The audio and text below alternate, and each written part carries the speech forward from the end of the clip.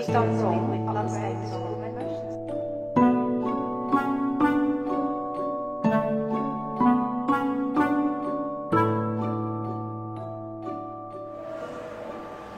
14.5 years ago, but yesterday I actually got in the bed and got underneath the covers.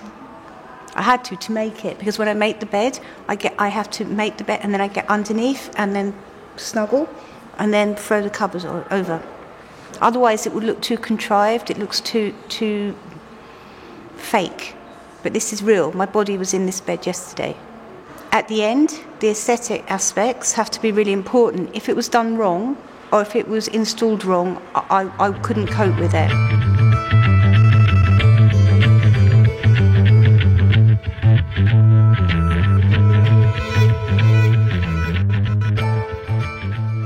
When I was installing yesterday and I picked the things up, like I pick up the bloody condoms, the condoms with blood on.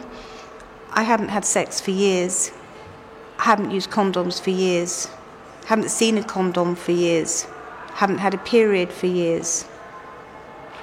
There's contraceptive pills there, vodka, cigarettes. I haven't smoked for 10 years.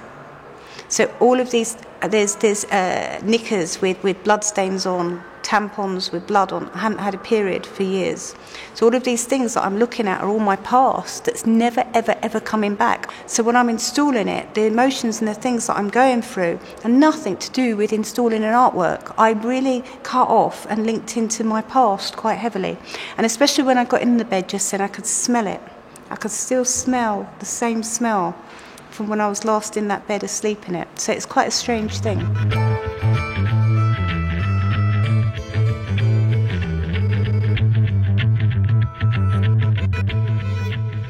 It would have been an absolute nightmare yesterday if I hadn't have come and installed it. If I'd have left it to someone in the museum to do it, no matter how hard they tried, I wouldn't have been happy about it. I might have come to see it and gone crazy. And once it was installed somewhere, and I turned up and I went mad, and it was just before the opening, and I took everything off and went crazy, and then just put it all back together really quickly and really well.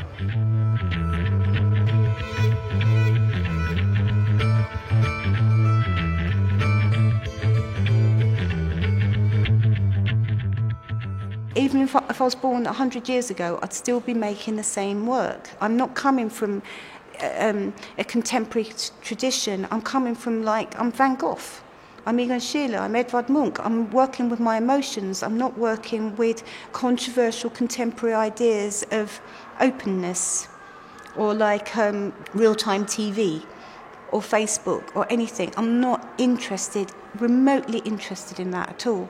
I like writing letters and reading books.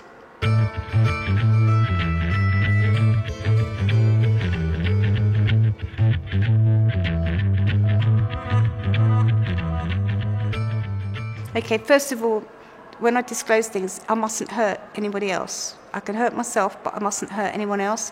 I mustn't name anybody else. And when I was younger, before I was well known, I felt like with my tent, for example, I put all those names in my tent. I would never do that now because I'd be too protective. I censor myself continuously. And I sort of think, would I be happy with this? Could I live with this? And when I made this bed, I made it for a show in Japan. I had a solo show in Japan, in Tokyo. No one knows who I am in Tokyo. And even if they knew my name, they didn't know me. So it was in a really different context that I showed it in. Everything is about context. I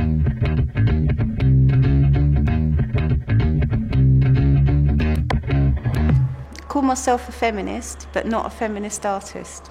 All women have to be feminists. Even if you live in Western society, where everything seems great and everything seems fine, up the road there's a woman being beaten to death. Down the road there's a woman being burnt to death. In other countries, women have no rights, no social rights. You know, this world is still very, very retarded and backwards towards women's rights and equality. And it certainly isn't equal in the art world. I might be doing better than a lot of men, but I'm not doing it as well as the men who are my peers and contemporaries. And that's the same within the whole of society, within women.